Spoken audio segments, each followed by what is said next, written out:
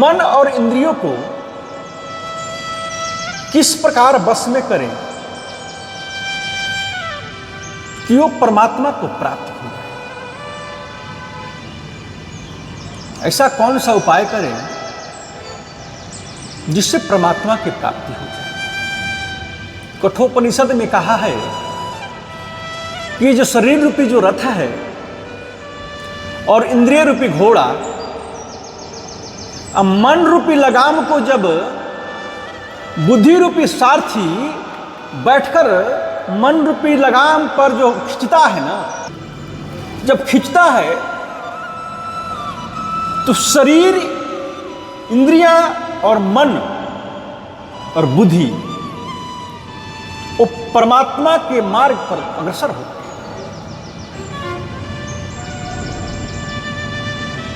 तो परमात्मा के अंश जीवात्मा को इसी रथ के द्वारा विष्णु के मार्ग पर चलकर ही परमात्मा के परम धाम को पहुंचाता है।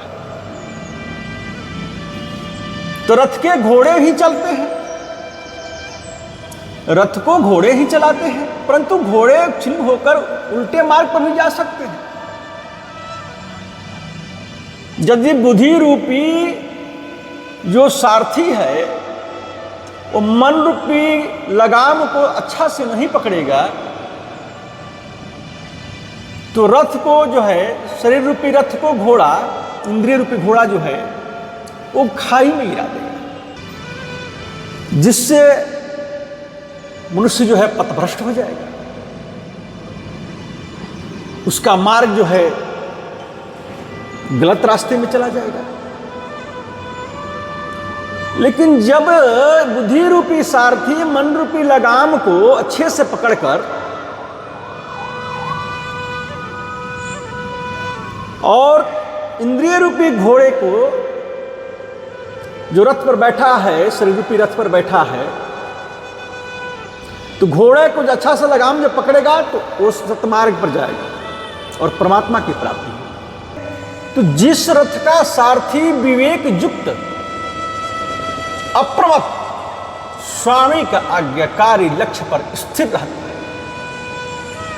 बलवान रास्ते का जानकार और घोड़े को लगाम के सहारे से अपने बस में रखकर इच्छा अनुसार सतमार्ग पर चल सकता है, वह रथ अपने लक्ष्य पर पहुंच जाता है। और इसी प्रकार जिस पुरुष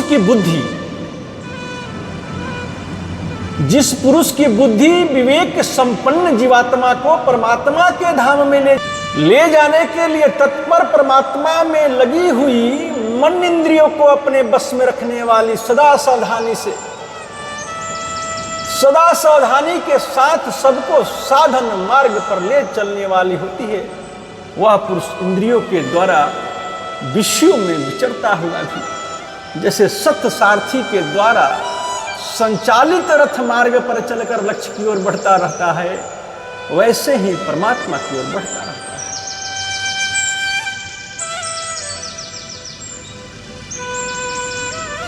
तो इंद्रियां तथा मन यदि साधक के अपने वश में हो और साधक उन्हें भगवत संबंधी विषयों में ही लगाए रखे हो, तो इस प्रकार इस इंद्रियों का विषयों में विचरण करना हानिकारक नहीं है,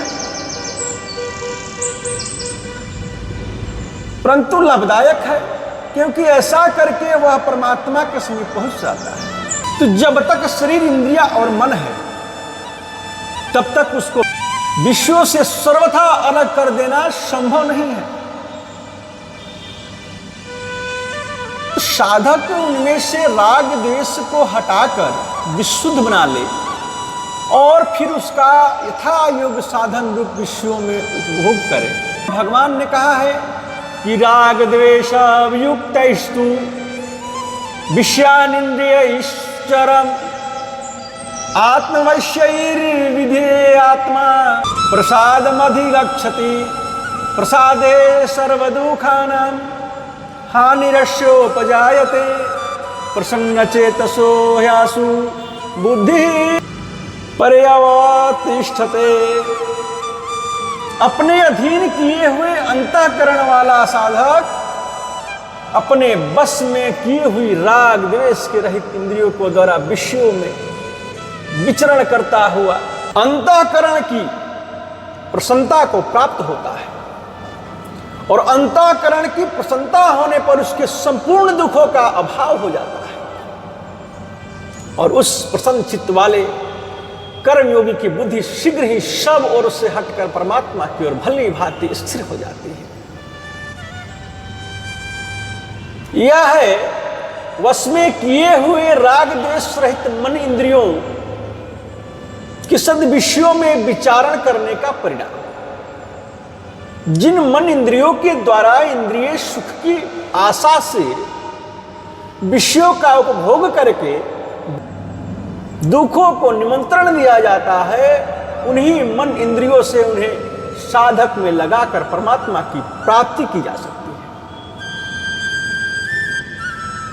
परंतु जिसकी बुद्धि असावधान है, निर्बल है, इंद्रियों के तथा मन के अधीन है,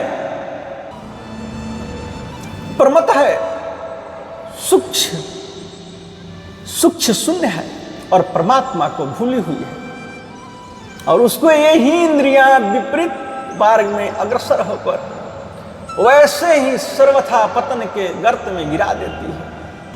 किसी भयानक दुष्कर्म रूप पत्थर से भिड़ाकर मानव जीवन को चूर चूर कर डालती है। जैसे असावधान और निर्बल सारथी के द्वारा लगाम को प्रचंड बलवान घोड़े के अधीन छोड़ देने पर घोड़े उस रथ को सारथी और रथी सहित गहरे गड्ढे में डाल देता है। तो किसी दीवार से टकराकर चकनाचूर कर डालता है। तो विचार करने पर यह पता चलता है कि इंद्रिया स्वाभाविक ही वही मूर्खी है। वे नित्य निरंतर विश्व भोग के लोभ में पड़ी हुई विश्व की ओर दौड़ती है और मन बुद्धि को बलपूर्वक खींचती रहती है। अतः उसको सदा सर्वदा सावधानी से मन के सहारे से यानी मन को उसके साथ न जाने देकर बस में रखने का प्रयत्न करना चाहिए। इंद्रिया बस में होगी और मन उसका साथ देने लगेगा तो बुद्धि को वैसे ही विचलित कर देगी। जैसे जल में पड़ी हुई नौका को वायु जो है डगमगा देती है, तो भगवान ने गीता में कहा है कि इंद्रियाणाम ही चरताम यन्मतोऽस्तु विधीयते तदस्य हरति प्रज्ञाम आयुर्नावमिवास्भसि। क्योंकि जैसे जल में चलने वाली नाव को वायु हवा जो है वो हर लेती है, वैसे ही विश्व में विचरती हुई इंद्रियां जो है वो मन जिस इंद्रियों के साथ रहता है वह एक ही इंद्रिया उस उपयुक्त पुरुष की बुद्धि को भी हार लेती है। इस पर भगवान कहते हैं कि तस्मादस्य महाबाहो निगृहीतानि सर्वशः इंद्रियाणि इंद्रियार्थेभ्यस्तस्य प्रज्ञात् प्रतिष्ठिता। इसलिए हे महाबाहो, जिस पुरुष की इंद्रियों के विषयों से सब प्रकार निग्रह की हुई है उसी की बुद्धि स्थिर है। और जिस प्रकार चतुर और सुयोग के वर्ण नाव को भंवरे से तथा प्रबल जलाधारा में बहने से बचाकर खास करके पाल के सहारे से वायु को अनुकूल बनाकर सावधानी से डाल खेता हुआ मार्ग पर अग्रसर होता रहता है तो नाव सुरक्षित अपने स्थान पर खो जाती है। इसी प्रकार भ्रम प्रमाद आदि से रहित शुद्ध एक निष्ठ साधक बुद्धि मन इंद्रियों से युक्त शरीर रथ को राग द्वेष रूपी भंवर तथा काम रूपी तीव्र धारा जल के प्रवाह से बचाकर सत्संग रूपी पाल के सहारे से भगवत कृपा स्वरूप वायु के अनुकूल बनाकर आगे बढ़ता रहता है तो वह सुरक्षित भगवान के परम धाम में पहुंच जाता है। तो साधक को चाहिए कि वह अपने को शरीर, इंद्रिय, मन, बुद्धि का स्वामी मानकर उसके बस में न हो, बल्कि इंद्रियों को उसके पतन कारक तथा अनावश्यक मनमाने विषयों में जाने से रोके रहे। हुए राग द्वेष से उन्हें छुड़ाकर मन को बस में करे और बुद्धि को एक परमात्मा निष्ठ निश्चयात्मिक बनाकर परमात्मा को स्थिर कर दे। तो ऐसा हो जाने पर तो मन इंद्रियों के द्वारा होने वाले सभी कार्य सहज ही भगवान कार्य बन जाता है। तो सारे कार्य जो है परमात्मा के अधीन हो जाते हैं। परंतु इसके पहले साधन काल में भी इस आदर्श के अनुसार साधन करने से चित्त की प्रसन्नता, निर्मलता प्राप्त हो जाती है और इसके द्वारा भगवत प्राप्ति मार्ग सुलभ और प्रशस्त हो जाता है। इसलिए साधक का कर्तव्य है कि वह इस प्रकार साधन करके मानव जीवन के परम लक्ष्य, परम शांति और परमात्मा स्वरूप परमानंद को प्राप्त करे। तो परम सेवा से कल्याण भी है। तो संसार के प्राय सभी प्राणी दुख में निग्रह है और दुख के दो भेद हैं। कौन कौन भेद है वो? एक है लौकिक, एक है परलौकिक। ये दो दुख के भेद है। तो लौकिक दुख भी तीन प्रकार के होते हैं, अधिभौतिक, आधिदैविक और आध्यात्मिक। तो मनुष्य, पशु, पंछी, कीट पतंग आदि जो है प्राणियों के द्वारा जो दुख प्राप्त होता है वह आधिभौतिक है। और वायु, अग्नि, जल, वृष्टि, देश, काल, नक्षत्र, सूर्य, चंद्रमा आदि के अभिमानी देवताओं द्वारा जो दुख प्राप्त होता है वह आधिदैविक दुख है। और आध्यात्मिक दुख दो प्रकार का होता है, आधि एवं व्याधि। तो आदि के भी दो भेद हैं। मन बुद्धि में पागलपन, मृगी, उन्माद, स्त्रिया आदि जो रोग है यह है आधि रूप। और काम, क्रोध, लोभ, मोह, मद, मत्सर, राग, द्वेष, ईर्ष्या, भय, छल, कपट, अहंता, महंता, अहंता, ममता आदि आध्यात्मिक विषय का हानि होने वाले दुर्गुण, इन सबको तथा इसी प्रकार के अन्य मानसिक रोगों को आधि कहा जाता है। तो शरीर और इंद्रियों में होने वाले रोगों को व्याधि कहते हैं। एवं परलौकिक दुख है, मरने के बाद परलोक में जो है, परलोक में या पुनः इस लोक में आकर नाना प्रकार की योनियों में भ्रमण करता है। इन सभी प्रकार के दुखों का सर्वथा अभाव परमात्मा के यथार्थ ज्ञान से होता है और परमात्मा के यथार्थ ज्ञान से ही परमात्मा की प्राप्ति होती है। और परमात्मा की प्राप्ति होने पर उपयुक्त सभी दुखों का अत्यंत अभाव होकर सदा के लिए परम शांति और परमानंद की प्राप्ति हो जाती है। परमात्मा को प्राप्त हुए पुरुष जो है शरीर में भी प्राप्त के कारण उपयुक्त दुखों की प्राप्ति लोगों के देखने में आ सकती है। तो वास्तव में उसकी आत्मा सब दुखों से रहित ही है। उसमें राग, द्वेष, हर्ष, शोक आदि विकारों का अत्यंत भाव हो जाता है एवं शरीर, इंद्रिया और अंतःकरण के साथ उसकी आत्मा का किसी प्रकार संबंध नहीं रहता है। उसके प्रारब्ध से होने वाले शरीर संबंधी दुखों का होना कोई मूल्य नहीं रखता है। वह परमात्मा, यथार्थ ज्ञान, ईश्वर की भक्ति, सत्पुरुषों के संग, गीतादि शास्त्रोक्त स्वाध्याय, निष्काम कर्म, ध्यान योग और ज्ञान योग आदि के साधन में लगा रहता है। इनमें से ईश्वर भक्ति पूर्वक निष्काम कर्म का कुछ विषय त्रिश्री भगवान संपूर्ण भूत प्राणियों में विराजमान है, इसीलिए सबकी सेवा भगवान की सेवा है। यतः प्रवृत्तिर्भूतानां येन सर्वमिदं ततं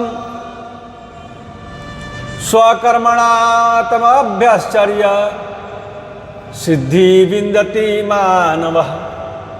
तो जिस परमेश्वर से संपूर्ण प्राणियों की उत्पत्ति हुई और उससे यह समस्त जगत व्याप्त है, तो उस परमात्मा की उसके स्वाभाविक कर्मों के द्वारा पूजा करके मनुष्य परम सिद्ध को पा लेता है। तो युक्त सेवा सिद्ध पुरुषों के द्वारा तो स्वाभाविक ही होती रहती है, और साधक के लिए सिद्ध पुरुष के गुण और आचरण की अनुकरणीय है। तो साधक को उनके गुण और आचरणों का लक्ष्य रखकर उसके अनुसार साधन करना चाहिए। ऐसे सिद्ध प्रेमी भक्तों के लक्षण और भगवान ने गीता के 12वें अध्याय में 13वें और 19वें श्लोक में बतलाया है। तथा उनके अनुसार चलने वालों भक्तों का भगवान ने अपना प्रियतर कहा है। श्रद्धायुक्त पुरुष मेरे परायण होकर इस धर्ममय अमृत का निष्काम प्रेम भाव से सेवन करते हैं, वे भक्त मुझको अतिशय प्रिय है। तो सब में भगवान को व्याप्त समझकर भगवान की आज्ञा के अनुसार उनके नाम रूप को याद करते हुए निष्काम भाव से सबकी सेवा करनी चाहिए। और उस सेवा के दो रूप होते हैं, सेवा और परम सेवा। तो भूकंप, बाढ़, अकाल, अग्निकांड आदि से कष्ट प्राप्त होने का, रोग आदि से ग्रस्त होने अथवा अन्य किसी भी कष्ट के कारण जो दुख, अनाथ और आर्त हो रहे हैं, उन स्त्री पुरुष का दुख निवृत्त करने का और उसको सुख पहुंचाने का नाम सेवा है। और इस लौकिक सेवा के अनेक प्रकार हैं। जैसे कोई बीमार हो गया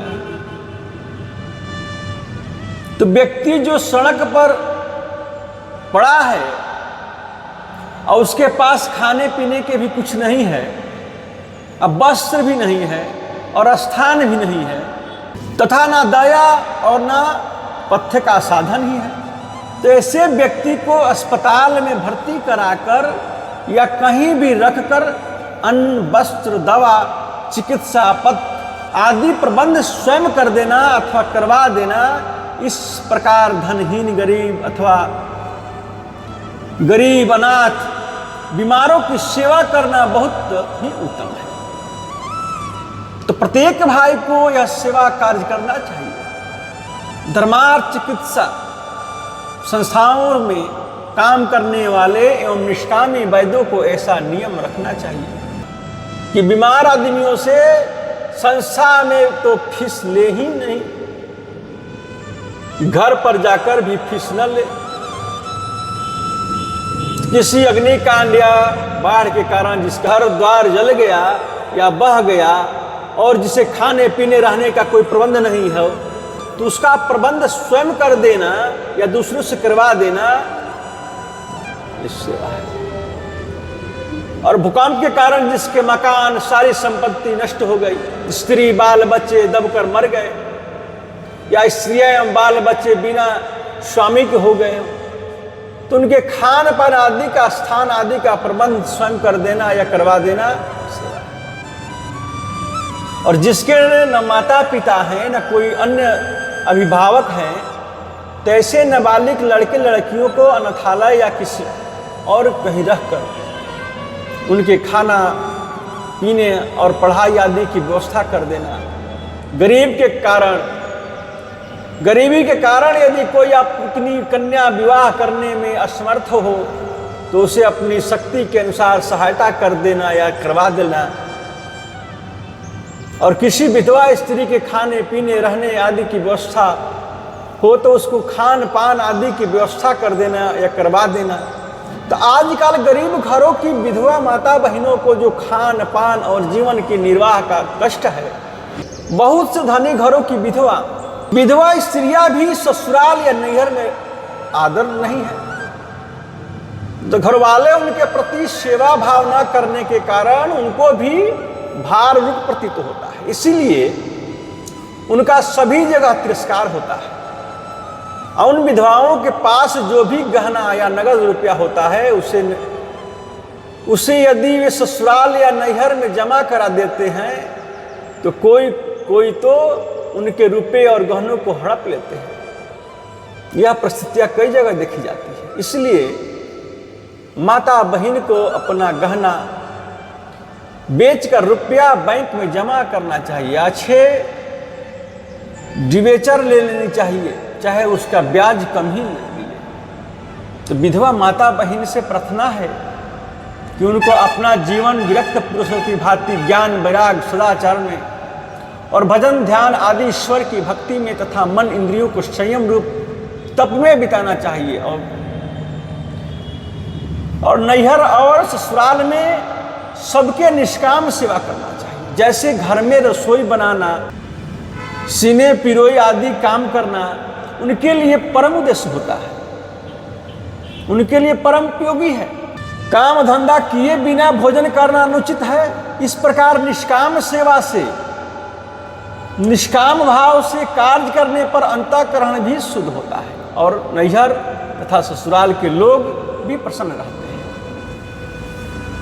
तो विधवाओं के लिए प्रधान बात है प्रातः काल और सायंकाल एकांत में बैठकर जप ध्यान और स्वाध्याय आदि करना तथा शयन के समय भगवान के नाम रूप गुण आदि को याद करते हुए सोना एवं काम करते समय भी उस काम को भगवान काम समझते हुए निस्वार्थ भाव से हर समय भगवान को याद करते हुए ही भगवत प्रातिथ्य काम करने का अभ्यास डालना।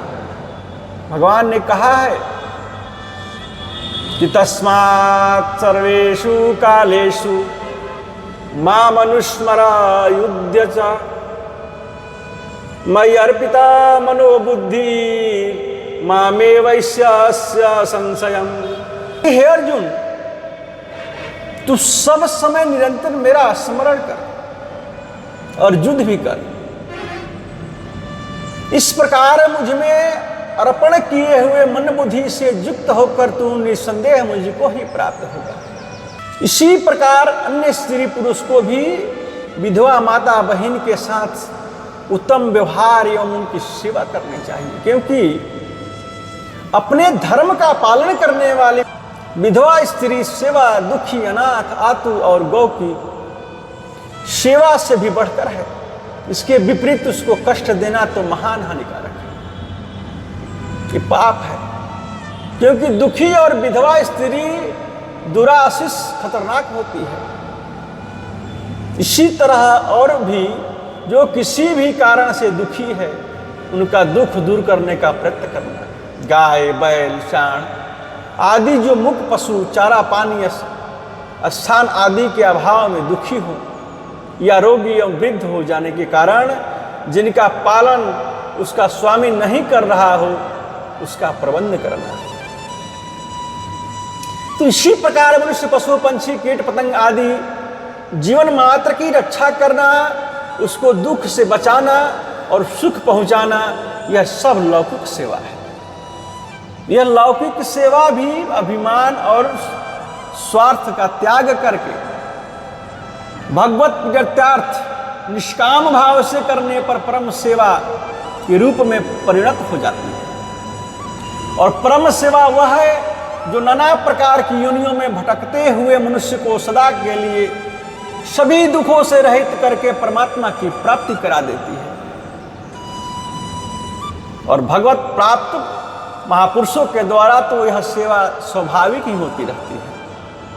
साधक पुरुष भी उन महापुरुषों के द्वारा स्वाभाविक होने वाली परम सेवा के साधन बनकर साधन मानकर कर सकता है। यद्यपि किसी भी मनुष्य का कल्याण करने का सामर्थ्य साधक में नहीं होती, फिर भी सर्वशक्तिमान भगवान की आज्ञा दया प्रेरणा का आश्रय लेकर कर्तापन के अभिमान से रहित हो वह परम सेवा में निमित्त बन ही सकता है।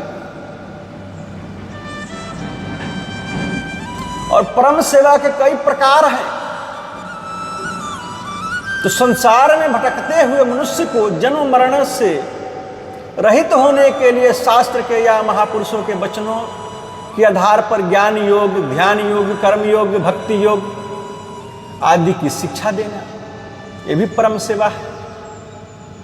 जो मरणसन्न मनुष्य गीता, रामायण आदि या भगवान नाम सुनाना चाहता हो, उसे वह सब सुनाना, ये भी परम सेवा है।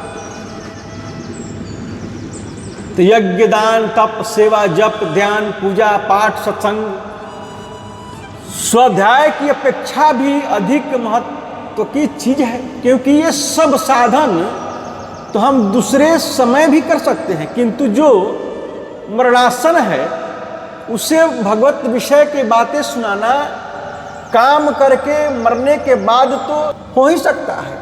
भगवत विषय की बातें सुनाने के काम उसके मरने के बाद भी नहीं किया जा सकता है। तो किसी मरणासन मनुष्य को जप, ध्यान, पूजा पाठ, सत्संग आदि स्वाध्याय कराने से उसका मन यदि भगवान में लग जाए तो उसका कल्याण उसी समय हो सकता है।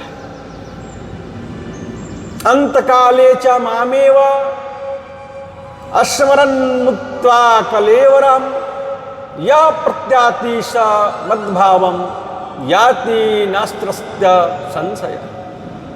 जो पुरुष अंतकाल में भी मुझको ही स्मरण करता हुआ शरीर को त्याग कर देता है, भगवान कहा है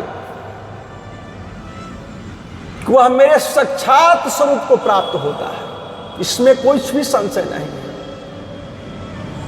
इस प्रकार प्रयत्न करते करते यदि एक मनुष्य का भी कल्याण हमारे द्वारा हो गया तो हमारा यह जन्म सफल हो जाएगा, क्योंकि मनुष्य का जन्म आत्मा का कल्याण करने के लिए ही। हम अपना कल्याण नहीं कर सकते, किंतु हमारे द्वारा किसी एक मनुष्य का भी कल्याण हो गया तो हमारा भी वह जीवन सफल हो जाएगा। हम भगवान से कुछ भी नहीं मांगेंगे तो भी भगवान हमारा कल्याण ही करेंगे। हम यह कार्य अभिमान, स्वार्थ, अहंकार से रहित होकर केवल भगवत प्रियतर्थ निष्काम भाव से कर रहे हैं। यदि हमारा बार बार जन्म हो और हमें भगवान यह काम सौंपे तो हमारे लिए वह मुक्ति से भी बढ़कर होगा। इसलिए ऐसा मौका प्राप्त हो जाए तो उसे नहीं छोड़ना चाहिए। लाख काम